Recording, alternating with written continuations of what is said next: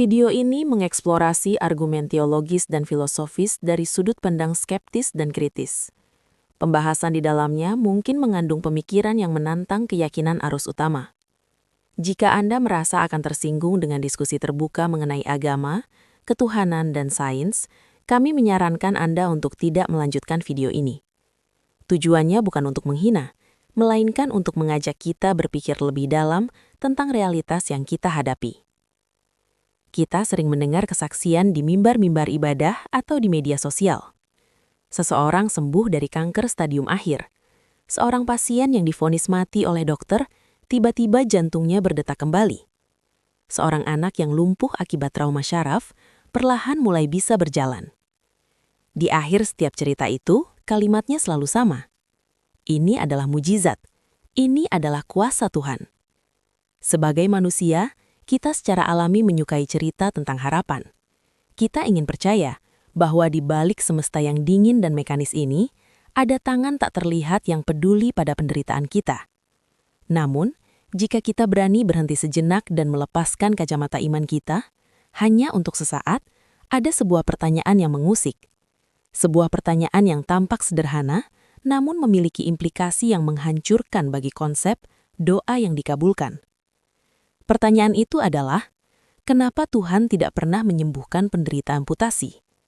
Kenapa dari miliaran doa yang dipanjatkan setiap hari, tidak pernah sekalipun kita melihat kaki yang sudah terpotong tumbuh kembali di depan mata? Kenapa mujizat Tuhan seolah-olah memiliki batasan biologis yang sangat spesifik? Hari ini, kita akan membedah sisi gelap dari konsep kesembuhan ilahi. Kita akan bertanya secara tajam, apakah Tuhan benar-benar menyembuhkan? Atau kita hanya memberikan kredit kepada Tuhan atas kerja keras sains dan keberuntungan biologis? Pernahkah Anda perhatikan bahwa Tuhan tampaknya hanya menyembuhkan penyakit yang memiliki peluang untuk sembuh dengan sendirinya, atau penyakit yang tidak terlihat dari luar? Tuhan sering dikreditkan menyembuhkan kanker, yang bisa mengalami remisi spontan atau merespons kemoterapi, infeksi virus yang dilawan oleh sistem imun tubuh, nyeri kronis yang bersifat subjektif, penyakit psikis atau syaraf yang fluktuatif. Namun, mari kita bicara tentang fakta fisik yang keras, amputasi, seorang veteran perang yang kehilangan kakinya karena ledakan, seorang anak yang tangannya harus diamputasi karena kecelakaan kerja. Secara biologis, manusia tidak memiliki kemampuan regenerasi ekstrim seperti salamander. Sekali anggota tubuh hilang, ia hilang selamanya. Jika Tuhan adalah pencipta alam semesta, pemegang hukum fisika dan biologi, bukankah menumbuhkan kembali sebuah lengan seharusnya sama mudahnya dengan membunuh sel kanker? Jika Tuhan bisa membangkitkan orang mati, seperti yang diklaim teks-teks kuno, kenapa ia seolah-olah menyerah saat berhadapan dengan tulang dan jaringan yang terputus? Ini memunculkan kecurigaan yang tajam. Apakah mukjizat hanya terjadi pada kondisi di mana ada ambiguitas medis? Jika mukjizat itu nyata, kenapa ia tidak pernah terjadi secara spektakuler secara anatomi sehingga tidak ada ruang bagi keraguan? Mari kita ambil contoh yang paling segar dalam ingatan kolektif kita, pandemi COVID-19. Selama tahun 2020, dunia lumpuh. Tempat ibadah di seluruh dunia penuh dengan doa yang mendesak. Jutaan orang memohon agar wabah ini diangkat oleh kekuatan ilahi. Namun, apa yang terjadi? Angka kematian terus meningkat. Tuhan dalam segala kemahakuasaannya tampaknya memilih untuk diam. Dunia tidak pulih karena sebuah intervensi langit yang tiba-tiba melenyapkan virus tersebut. Dunia mulai pulih ketika manusia, melalui sains, trial and error, dan kerja keras ribuan peneliti, berhasil menciptakan vaksin. Namun, perhatikan fenomena menarik ini. Begitu vaksin ditemukan dan angka kematian turun, banyak orang kembali ke rumah ibadah dan berkata, "Terima kasih Tuhan karena telah menjawab doa kami." Skeptis bertanya, jika Tuhan yang menjawab doa tersebut, kenapa ia menunggu manusia menemukan vaksinnya terlebih dahulu? Kenapa ia tidak memusnahkan virus itu di bulan pertama sebelum jutaan orang tewas? Ini adalah pola yang terus berulang. Tuhan seolah-olah menunggu sampai sains memberikan solusi, lalu para pengikutnya mengklaim kemenangan untuk Tuhan. Dokter melakukan operasi selama 15 jam yang sangat rumit, puji Tuhan operasinya berhasil. Peneliti menghabiskan puluhan tahun mencari obat baru, alhamdulillah Tuhan memberikan kesembuhan. Sopan bagi kita untuk bertanya, di mana peran Tuhan jika kesembuhan itu selalu berkorelasi lurus dengan kemajuan teknologi medis? Jika Tuhan benar-benar menyembuhkan secara independen, kita seharusnya melihat tingkat kesembuhan yang sama di rumah sakit modern dan di daerah terpencil yang hanya memiliki doa tanpa akses medis. Namun faktanya, harapan hidup dan kesembuhan selalu mengikuti kualitas fasilitas kesehatan, bukan intensitas doa. Tentu saja, ada jawaban standar untuk skeptisisme ini. Mungkin Anda pernah mendengarnya, Tuhan tidak menyembuhkan amputasi karena itu adalah ujian iman. Atau, Tuhan bekerja dengan cara yang misterius. Atau, kita tidak bisa mempertanyakan kehendak Sang Pencipta. Mari kita bedah argumen ini dengan tajam. Jika Tuhan menggunakan penderitaan permanen, seperti kehilangan anggota tubuh sebagai ujian, maka kita sedang membicarakan sosok pencipta yang sangat sadis. Bayangkan seorang ayah yang melihat anaknya terluka, memiliki obatnya di saku, tapi membiarkan anak itu cacat seumur hidup hanya untuk menguji seberapa besar anak itu mencintainya. Kita akan menyebut ayah itu monster. Kenapa standar moral yang sama tidak kita terapkan pada Tuhan? Lalu, argumen cara yang misterius. Ini seringkali hanyalah pelarian intelektual. Ketika sesuatu yang baik terjadi, itu adalah jawaban doa, jelas dan tidak misterius. Tapi ketika sesuatu yang buruk terjadi atau doa tidak dijawab, itu tiba-tiba menjadi misterius. Anda tidak bisa memiliki keduanya. Jika Tuhan bisa mengambil kredit atas kesembuhan, Ia juga harus memikul tanggung jawab atas pembiaran penderitaan. Mengapa Ia begitu selektif? Mengapa Ia menyembuhkan flu seseorang di pagi hari, tapi membiarkan ribuan anak kehilangan kaki akibat ranjau darat di belahan dunia lain pada saat yang sama? Secara psikologis, manusia memiliki apa yang disebut sebagai confirmation bias atau bias konfirmasi. Kita cenderung mengingat kejadian yang mendukung keyakinan kita dan melupakan yang tidak. Ketika ada satu orang yang sembuh dari penyakit berat, ceritanya akan viral. Ia akan diundang ke berbagai acara, bukunya akan laku, dan videonya akan ditonton jutaan kali. Namun, kita tidak pernah mendengar cerita dari jutaan orang lainnya yang berdoa dengan intensitas yang sama, dengan air mata yang sama, namun tetap meninggal atau tetap cacat. Suara mereka tidak terdengar, karena orang mati tidak bisa memberikan testimoni. Ketidakhadiran bukti bahwa Tuhan menyembuhkan amputasi adalah bukti fisik yang paling nyata bahwa doa tidak mengubah hukum alam. Doa mungkin mengubah perasaan orang yang berdoa, memberikan ketenangan atau efek placebo, tapi doa tidak pernah menyambung saraf yang putus atau menumbuhkan daging yang hilang. Lantas, jika mukjizat itu tidak ada, apa yang tersisa bagi kita? Apakah kita hidup di dunia yang hampa tanpa harapan? Ataukah justru dengan mengakui bahwa Tuhan tidak menyembuhkan amputasi, kita sebenarnya sedang menemukan kekuatan sejati manusia? Jika kita mengamati klaim-klaim kesembuhan ajaib, kita akan menemukan sebuah ironi yang menyakitkan. Mukjizat tampaknya lebih sering terjadi di lingkungan yang memiliki akses ke teknologi medis canggih. Di kota-kota besar dengan rumah sakit modern, kita sering mendengar cerita tentang seseorang yang diselamatkan oleh Tuhan melalui tangan dokter bedah. Namun mari kita alihkan pandangan kita ke wilayah-wilayah di mana tidak ada antibiotik, tidak ada alat pacu jantung, dan tidak ada ruang operasi steril. Di kamp-kamp pengungsian, di tengah peperangan saudara di Afrika atau Timur Tengah, di mana anak-anak kehilangan tangan dan kaki mereka setiap hari karena ledakan ranjau darat, di sanalah mukjizat justru paling absen. Jika Tuhan benar-benar ingin menunjukkan kuasanya secara murni, bukankah seharusnya penderita amputasi di daerah tanpa medis menjadi prioritas utamanya? Bukankah itu akan menjadi bukti yang paling tak terbantahkan bagi seluruh dunia? Namun realitasnya adalah jumlah penderita cacat permanen tetap berbanding lurus dengan ketiadaan akses medis. Tuhan seolah-olah menunjukkan diskriminasi yang aneh.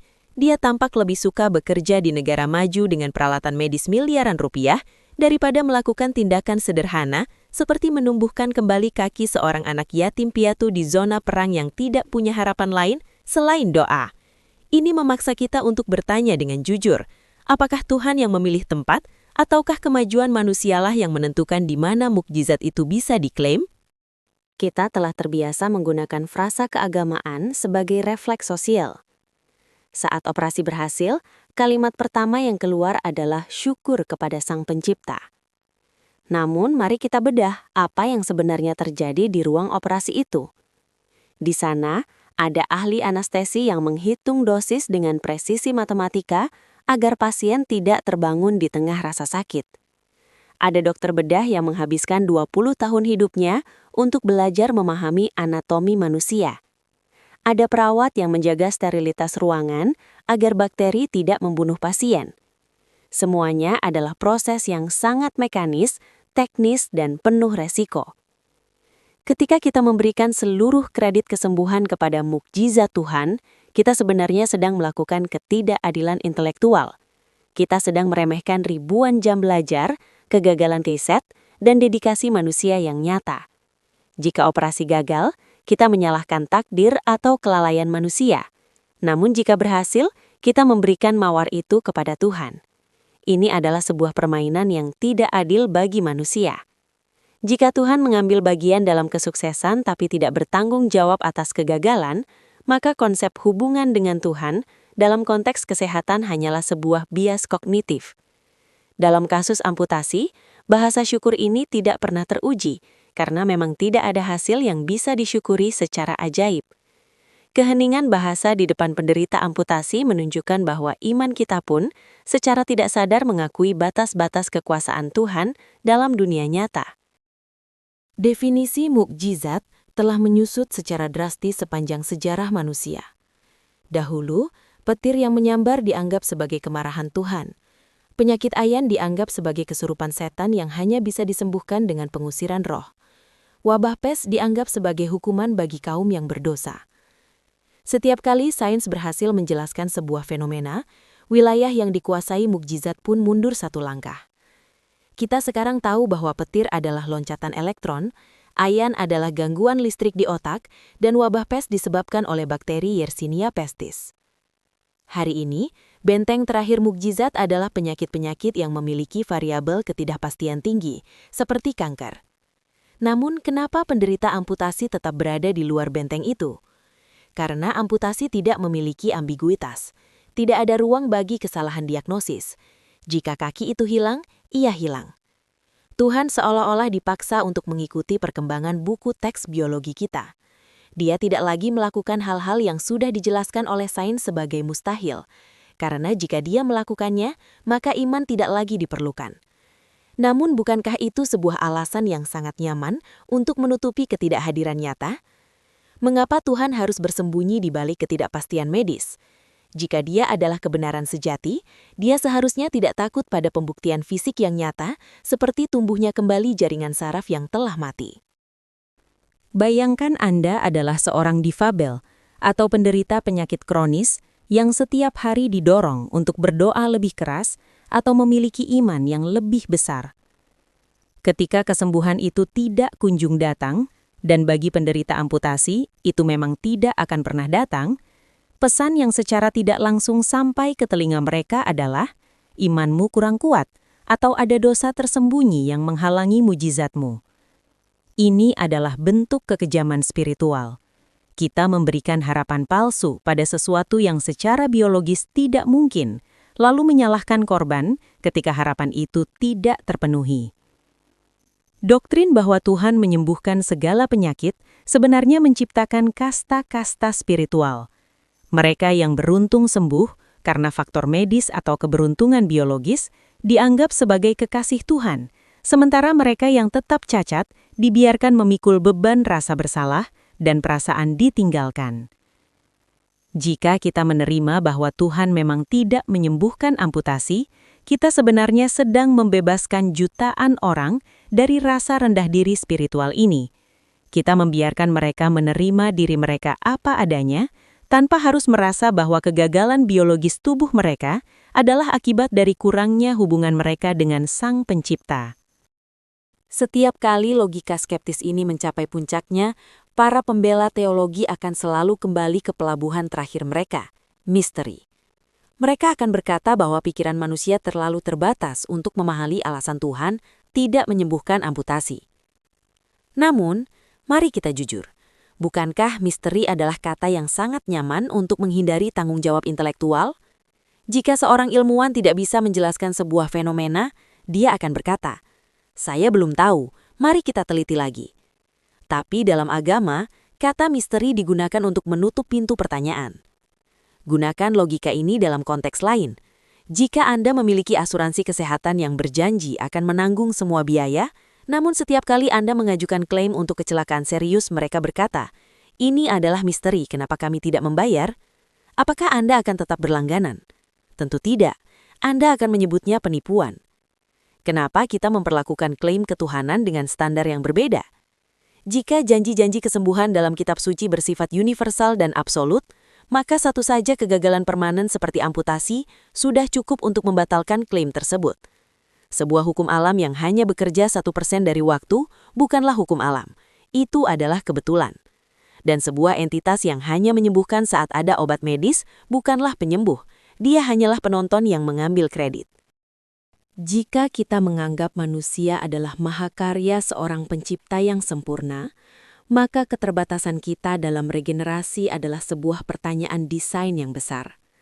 Mengapa bintang laut bisa menumbuhkan seluruh tubuhnya kembali hanya dari satu potongan lengan? Mengapa salamander bisa membangun kembali jantung dan sumsum tulang belakangnya yang rusak? Jika kemampuan regenerasi adalah sesuatu yang ada dalam pustaka genetik kehidupan di bumi, kenapa Sang Pencipta tidak memberikannya kepada manusia, makhluk yang katanya paling mulia? Apakah ini kesalahan desain? Ataukah ini bukti bahwa kita bukan diciptakan oleh tangan yang penuh kasih, melainkan hasil dari proses evolusi yang lambat dan penuh kompromi? Evolusi tidak peduli pada kebahagiaan atau keutuhan fisik kita. Ia hanya peduli pada kemampuan kita untuk bertahan hidup cukup lama hingga bisa bereproduksi. Ketidakmampuan kita untuk tumbuh kembali setelah amputasi bukanlah sebuah misteri ilahi. Itu adalah fakta biologis yang keras, dan fakta bahwa tidak ada intervensi supranatural yang pernah memperbaiki cacat desain ini menunjukkan bahwa kita sebenarnya sedang berjuang sendirian di alam semesta ini. Kita tidak punya backup di langit. Kita hanya punya ilmu pengetahuan dan satu sama lain. Menghadapi kenyataan bahwa Tuhan tidak menyembuhkan amputasi mungkin terasa pahit pada awalnya. Kehilangan keyakinan akan mukjizat bisa terasa seperti kehilangan pelindung yang selama ini kita harapkan. Namun, ada kebebasan yang luar biasa di balik kejujuran ini. Ketika kita berhenti menatap langit dengan tangan memohon, kita mulai melihat ke samping, kepada sesama manusia. Kita mulai menyadari bahwa jika ada tangan yang akan menolong kita, tangan itu adalah tangan seorang dokter, tangan seorang insinyur bionik, tangan seorang teman atau tangan kita sendiri. Harapan sejati tidak dibangun di atas angan-angan tentang intervensi ajaib yang melanggar hukum alam. Harapan sejati dibangun di atas fondasi realitas. Kita belajar untuk menghargai setiap detik kesehatan kita karena kita tahu itu tidak bisa dikembalikan dengan mantra atau doa. Kita belajar untuk mendanai riset medis karena kita tahu itulah satu-satunya jalan menuju kesembuhan yang nyata. Penderita amputasi tidak butuh doa yang menjanjikan kemustahilan. Mereka butuh teknologi, mereka butuh kebijakan publik yang inklusif, mereka butuh empati yang nyata. Dan mereka butuh masyarakat yang tidak memandang mereka sebagai orang yang gagal dalam ujian Tuhan. Mungkin, alasan Tuhan tidak menyembuhkan amputasi adalah karena memang tidak ada Tuhan dalam cara yang kita bayangkan selama ini. Mungkin, alam semesta ini memang berjalan menurut hukumnya sendiri yang netral dan tak memihak. Dan dalam kenetralan semesta itu, kitalah yang harus menjadi sumber keajaiban bagi satu sama lain. Jangan menunggu mukjizat.